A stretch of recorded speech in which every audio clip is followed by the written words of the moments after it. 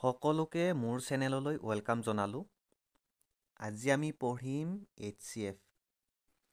HCFৰ যিটো কনচেপ্ট আছে এই কনচেপ্টটো আমি ক্লিয়াৰ কৰিম প্ৰথমতে, আৰু নেক্সট HCF আমি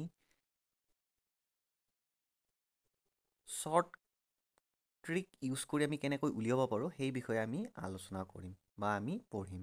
এতিয়া আগৰ ভিডিঅ'টোত মই LCMৰ শ্বৰ্ট ট্ৰিকখিনি শিকালোঁ। এইটো ভিডিঅ'ত আমি HCFৰ শ্বৰ্ট ট্ৰিক শিকিম, আৰু HCF আৰু LCM যেতিয়া শেষ হ'ব, নেক্সট ভিডিঅ'টো আহিব আমাৰ HCF আৰু LCMৰ যিমানবোৰ আমাৰ PYQ আহিছে বা কুৱেশ্যন আহিছে, যিমান দূৰ পাৰোঁ সেইখিনি আমি ছল্ভ কৰিম। গতিকে আমি ভিডিঅ'টো আৰম্ভ কৰোঁ। এতিয়া হ'ল HCF মানেনো কি? HCF মানে হ'ল হায়েষ্ট কমন ফেক্টৰ। এইটো হ'ল HCFৰ কি হ'ল ফুল ফৰ্ম হ'ল এইটো। HCFৰ ফুল ফৰ্মটো হ'ল হায়েষ্ট কমন ফেক্টৰ। প্ৰথমতে আমি HCFটো পঢ়াৰ আগত আমি প্ৰথমতে এই ফেক্টৰনো কি হয় এইটো আমি শিকি লওঁ। পাছত শিকিম কি কমন ফেক্টৰ, তাৰ পাছত শিকিম কি হায়েষ্ট কমন ফেক্টৰ। মানে ষ্টেপ 1ত আমি ফেক্টৰটো কি হয় শিকি ল'ম, নেক্সট কমন ফেক্টৰ কি হয় শিকি ল'ম, আৰু নেক্সট হায়েষ্ট কমন ফেক্টৰ কি হয় আমি শিকি ল'ম। তাৰ পাছত আমি HCFৰ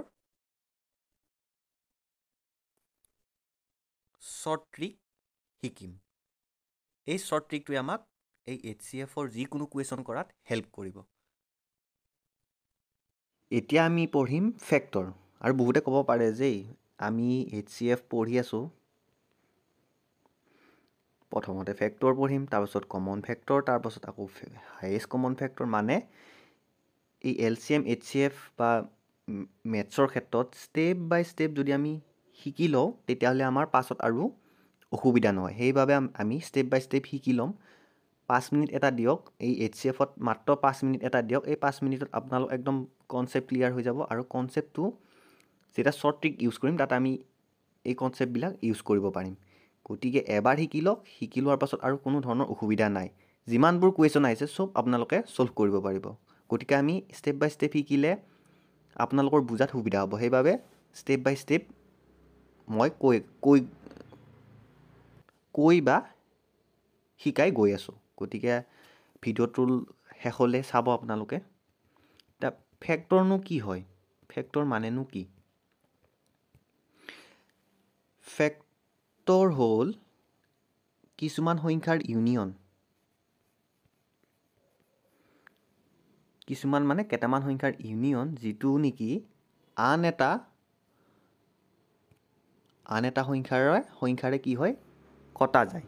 সেইটো আমি চাম এতিয়া। এনেকৈ ক'লে বুজি নাপাব। আমি এটা এক্সাম্পল, সৰু চাই এক্সাম্পল এটা আমি বাছি লওঁ, এক্সাম্পল এটা লৈ লওঁ। আমি এক্সাম্পলৰ কাৰণে 6 সংখ্যাটো লৈ লওঁ। প্ৰথমতে 6 সংখ্যাটো লৈ লওঁ। 6 সংখ্যাটো 1ৰে কটা যায়, 2ৰেও কটা যায়, 3ৰেও কটা যায়, আৰু 6ৰেও কটা যায়, নিজে নিজক কটা যায়। গতিকে আমি কৈছিলোঁ যে ফেক্টৰ মানে হ'ল এটা বা কিছুমান সংখ্যাৰ ইউনিয়ন যিটো নেকি অন্য এটা সংখ্যাৰ লগত কটা যায়। মানে 6টো 1ৰ লগত কটা যায়, 2টো 6ৰ লগত কটা যায়, 6টোও 6ৰ লগত কটা যায়। গতিকে ইয়াক 1 2 3 6 এই সংখ্যাকেইটাক 6 সংখ্যাটোৰ কি বুলি ক'ব, ফেক্টৰ বুলি ক'ব। বা তাত ইয়াত অলপমান ডাঙৰ সংখ্যা এটা লওঁ, তাতে বেছি ফেক্টৰ থাকিব, তেতিয়া বুজি পোৱাত সহায় হ'ব। 12টো লৈ লৈছোঁ। 12টো কিহেৰে কটা যায়, 1ৰে কটা যায়। 12টো কিহেৰে কটা যায়, 2ৰে যায়, 3ৰে যায়, 4ৰে যায়, 6ৰে যায়, আৰু 12টো 12ৰে কটা যায়। গতিকে এই সংখ্যাকেইটা হ'ব এই 12 সংখ্যাটোৰ ফেক্টৰ। মানে 12ৰ 1ও এটা ফেক্টৰ, 2ও এটা ফেক্টৰ, 3ও এটা ফেক্টৰ, 4ও এটা ফেক্টৰ, 6ও এটা ফেক্টৰ, আৰু 12ও এটা ফেক্টৰ। এতিয়া আমি পঢ়িম কমন ফেক্টৰ কি হয়। এতিয়া কমন ফেক্টৰনো হয় কি? এইটো শিকিবলৈ আমি দুটা এক্সাম্পল লৈ লওঁ, তেতিয়াহ'লে বেছি ভাল হ'ব। যে মই কৈছিলোঁ যে ফেক্টৰ কাক বোলে? ছাপ'জ 24 এটা সংখ্যা, আৰু এই সংখ্যাটোৰ আমি ফেক্টৰ কেইটা উলিয়াই লওঁ। 1 এটা, 2, 3, 4, 6, 8, 12 আৰু 24। এইকেইটা হ'ল 24ৰ ফেক্টৰ। আন এটা সংখ্যা আমাক দিয়া আছে যে ধৰি ল'লোঁ 6, সংখ্যাটো ধৰি ল'লোঁ। এই 6ৰ এই 6ৰ ফেক্টৰ কেইটা হ'ল?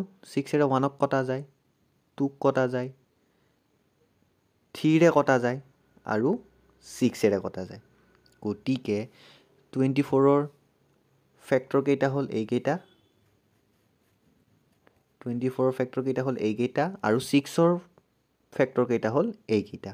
এতিয়া এই দুইটা সংখ্যাৰ ভিতৰত যিকেইটা ফেক্টৰ আছে, এই ফেক্টৰ কেইটাৰ 24ত 1 আছে, 6তো 1 আছে, 24ৰ 2তো 2 আছে আৰু 6তো 2 আছে। গতিকে যিকেইটা কমন আছে সেইকেইটাই হ'ব আমাৰ কমন ফেক্টৰ।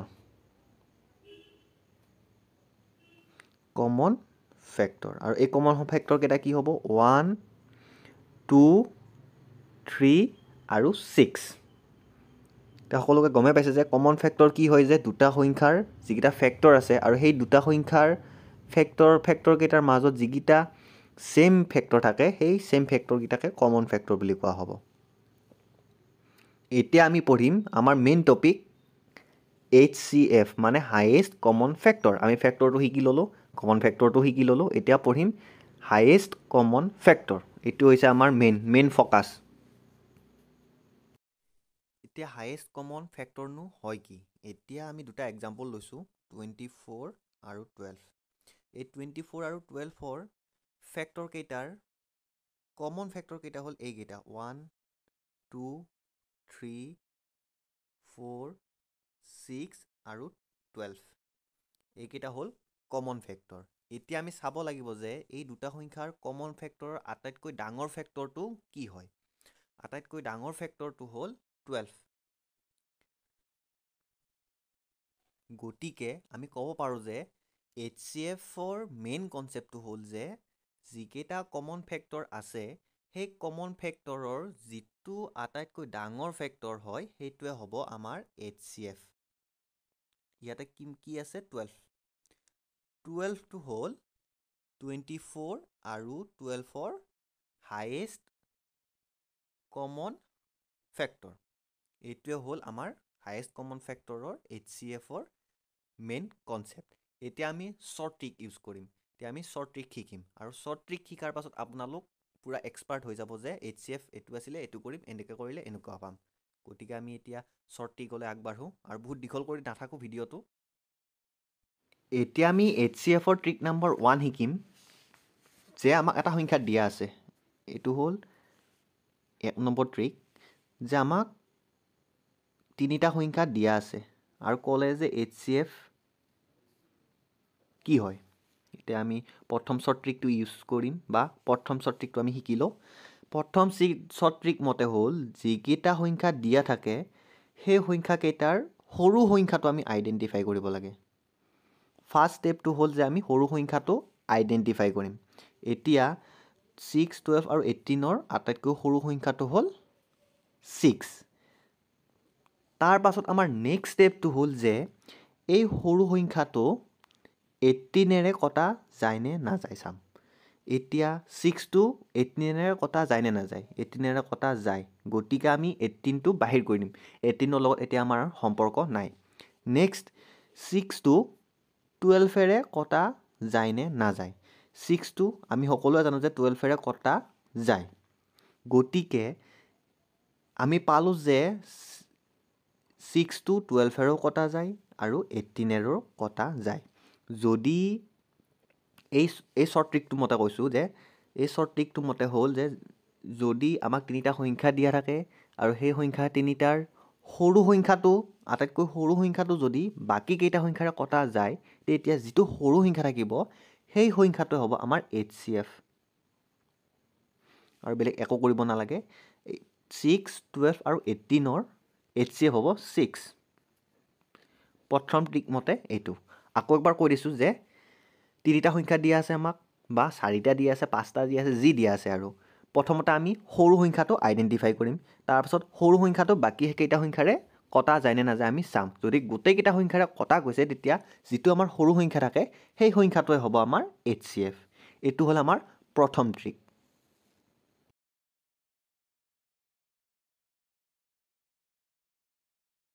এতিয়া আমি পঢ়িম ট্ৰিক নাম্বাৰ 2 2 নম্বৰ ট্ৰিক আমি পঢ়িম এতিয়া আমাক চাৰিটা সংখ্যা দিয়া আছে যে 8 20 28 আৰু 44 এইকেইটা আমি কি কৰিব লাগে HCF উলিয়াব লাগে প্ৰথম ট্ৰিক 1 নম্বৰ ট্ৰিক মতে আমি কি শিকিছিলোঁ যে গোটেইকেইটা সংখ্যাৰ আটাইতকৈ সৰু সংখ্যাটো কি আইডেণ্টিফাই কৰিব লাগে ওকে আমি কি আইডেণ্টিফাই কৰিলোঁ 8টো সৰু সংখ্যা এই গোটেইকেইটা সংখ্যাৰ ভিতৰত 8টো হ'ল সৰু সংখ্যা এতিয়া নেক্সট ট্ৰিক 1 মতে কি কৈছিলে যে এই 8টো বাকী কেইটা সংখ্যাৰে কটা যায় নে নাযায় চাব লাগে এতিয়া আমি প্ৰথম সংখ্যাটোৱে চালোঁ যে 20ৰে কটা যায় নে নাযায় প্ৰব্লেম হৈ গ'ল আমাৰ যে 8ৰে 20 কটা নাযায় এতিয়া নেক্সট ট্ৰিকটোৱে হৈছে আমাৰ 2 নম্বৰ ট্ৰিকটোৱে হৈছে যে যদি সৰু সংখ্যাটো কোনোবা সংখ্যাৰে কটা নাযায় তেতিয়া আমি HCF কেনেকৈ উলিয়াম এতিয়া এই ট্ৰিক মতে আমি কি কৰিম যে যিটো 8 আছে এই 8টোৰ আমি ফেক্টৰটো উলিয়াই ল'ম এই 8ৰ ফেক্টৰটো কি 8টো এটা নিজে নিজৰ ফেক্টৰ 4টো ফেক্টৰ আৰু 2টো ফেক্টৰ আৰু 1টো এটা ফেক্টৰ হ'ব গতিকে এই 8 সংখ্যাটোৰ 8 4 2 আৰু 1 এইকেইটা হ'ল ফেক্টৰ এতিয়া প্ৰথম চালোঁ যে 8ৰে এই 8ৰে 20টো কটা নাযায় এতিয়া আমি নেক্সট চাম যে যিহেতু ফেক্টৰ 8ৰে কটা নাযায় গতিকে এই 8 নম্বৰ এই 8 সংখ্যাটো আমি কেনচেল কৰিম এতিয়া নেক্সট ফেক্টৰ কি আছে 4 এই নেক্সট ফেক্টৰটো আমি এপ্লাই কৰিম এতিয়া এই নেক্সট ফেক্টৰটো 4টো 20ৰে কটা 20টো 4ৰে কটা যায় নে নাযায় যায় 4টো 28ৰে কটা যায় নে নাযায় যায় আৰু 4টো 44ৰে তাৰমানে 44টো 20ৰে কটা যায় নে নাযায় যায় ওকে এইটোও 4ৰে কটা যায় এইটোও 4ৰে কটা যায় এইটোও 4ৰে কটা যায় গতিকে এনেকুৱা ক্ষেত্ৰত আমাৰ HCF হ'ব 4 আৰু একো কৰিব লগা দৰকাৰে নাই এই সংখ্যা কেইটাৰ HCF হ'ব আমাৰ 4 এতিয়া আমি আকৌ একবাৰ ৰিপিট কৰি দিছোঁ যে আমি ফাৰ্ষ্ট সৰু সংখ্যাটো আইডেণ্টিফাই কৰিলোঁ সৰু সংখ্যাটো আইডেণ্টিফাই কৰাৰ পাছত চালোঁ যে বাকীকেইটা সংখ্যাৰে কটা যায় নে নাযায় বাকীকেইটা সংখ্যাৰে যেতিয়া কটা নাযাব তেতিয়া আমি 2 নম্বৰ ট্ৰিক ইউজ কৰিম আৰু 2 নম্বৰ ট্ৰিক মতে কি যদি কটা নাযায় সেই ফেক্টৰটোৰ পাছত থকা ফেক্টৰটো আমি ইউজ কৰিম এই 8 নম্বৰ ফেক্টৰটোৰ নেক্সট ফেক্টৰ কি হয় 4 হয় আৰু এই 4টো বাকীকেইটা সংখ্যাৰে কটা যায় নে নাযায় যদি বাকীকেইটা সংখ্যাৰে কটা গৈ আছে গতিকে 4টো হ'ব আমাৰ এই সংখ্যাকেইটাৰ HCF যদি ছাপ'জ 4ৰেও কটা নগ'ল হয় ধৰি লৈছোঁ দেই 4ৰেও কটা নগ'ল হয় তেতিয়া আমি 4ৰ নেক্সট ফেক্টৰ কি আছে 2 আছে এই 2টো এপ্লাই কৰি চালোঁ হয় যদি 2ৰে কটা গ'ল হয় 2 HCF হ'ল হয় এতিয়া আমি কুৱেশ্যন এটা ছল্ভ কৰোঁ কুৱেশ্যনটো আছে কুৱেশ্যনটো হ'ল এইটো HCF অফ 108 288 আৰু 360ৰ HCF আমাক সুধিছে অপশ্যন আছে আমাৰ হাতত এতিয়া আমাৰ তিনিটা সংখ্যা দিছে 108 288 আৰু 360 এতিয়া আমি ট্ৰিক ইউজ কৰিম HCF উলিয়াবৰ কাৰণে যে আটাইতকৈ সৰু সংখ্যা কি 108 এইটো হ'ল আটাইতকৈ সৰু সংখ্যা আৰু এই সৰু সংখ্যাটো এতিয়া আমি কি কৰিম চেক কৰিম বাকীকেইটা সংখ্যাৰে কটা যায় নে নাযায় এতিয়া আমি চালোঁ যে 288ৰে কটা নাযায় তেতিয়া আমি কি কৰিম 108ৰ নেক্সট ফেক্টৰ কি আছে 54 আছে নেক্সট ফেক্টৰটো আমি এতিয়া এপ্লাই কৰিম এই 54টো আমি চালোঁ